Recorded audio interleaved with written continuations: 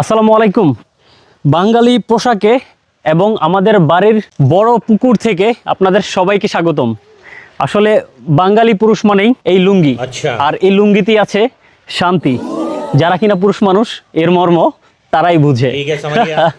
So অনেকদিন পরে আসলে নিজেদের এই গ্রামের পুকুরে গোসল করব। এই পুকুরে রয়েছে অনেক মানুষের স্মৃতি। যারা আমরা এই বাড়ির আছি তাদের স্মৃতি তো রয়েছেই, ইভেন কি একটা সময় আমাদের যেই হাই স্কুল আছে এই হাই স্কুলের যে সাঁতার প্রতিযোগিতা, সেই সাঁতার প্রতিযোগিতাও এই পুকুরেই হতো আগে। কিন্তু লাস্ট যেই সাঁতার প্রতিযোগিতা ছিল সেই সময়ে একজন শিক্ষার্থীকে এখান থেকে ধাক্কা দিয়ে ফেলে দেওয়ার কারণে তারপর থেকে আর সাঁতার প্রতিযোগিতা এখানে বন্ধ হয়ে যায়। তো প্রবাস থেকে এই 3 বছর পরে আসার পরে এখন এই পুকুরে গোসল করব। পানিটা অনেক ঠান্ডা। তো যাই হোক, আমাদের পুকুরটা আপনাদের কাছে কেমন লাগলো অবশ্যই কমেন্ট বক্সে জানিয়ে দিবেন। আর এটা কিন্তু অনেক বড় পুকুর। আর এই যে দেখেন এখানে একটা চালতা গাছ আছে, আমার ভাগ্নি ওইখানে দেখেন কি করতেছে।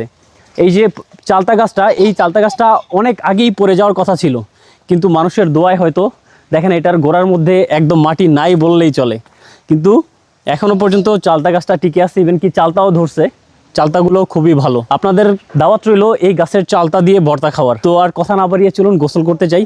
আর যেহেতু মাইক্রোফোনটা সাথে আছে, এটা নিয়ে তো আর নামা যাবে না। আর এই যে দেখেন আমার যেই ক্যামেরার পিছনে যে আছে স্বাধীন, আমার ভাগিনা। ভাগিনা, তুমি কি এখন এই পুকুরে আসো নাকি গোসল করতে? আসি, কিন্তু আগে থেকে কম আসা করে। আগে তোমরা থাকতে অনেক মজা হইতো, কিন্তু এখন আস্তে আস্তে বাসার মানুষ সব কমে গেছে। আচ্ছা আচ্ছা, এই জন্য তুমি আর আসো না। আগের মজাটা এখন আর নাই। আর পুকুরের পানি কিন্তু অনেক ঠান্ডা, তাই না?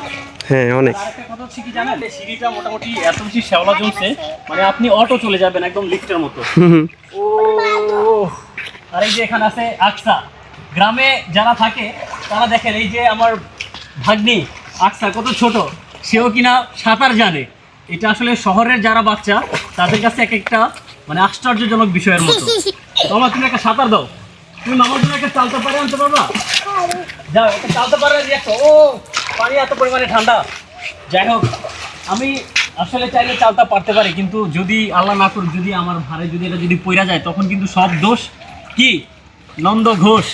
ও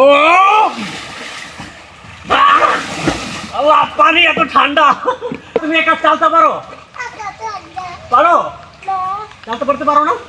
এই চালতাগুলো কিন্তু খুবই মিষ্টি। আমি জানি না আমার বয়সটা কি আর শোনা যাচ্ছে কিনা, কজ মাইক্রোফোনটা অনেক দূরে। লুঙ্গিটা একটু টাইট করতে হবে।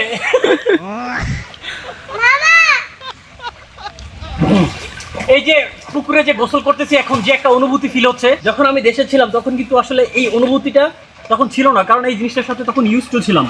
কিন্তু এই প্রবাসে যাওয়ার পরে আসলে এই আবেগের জায়গাগুলোকে খুব বেশি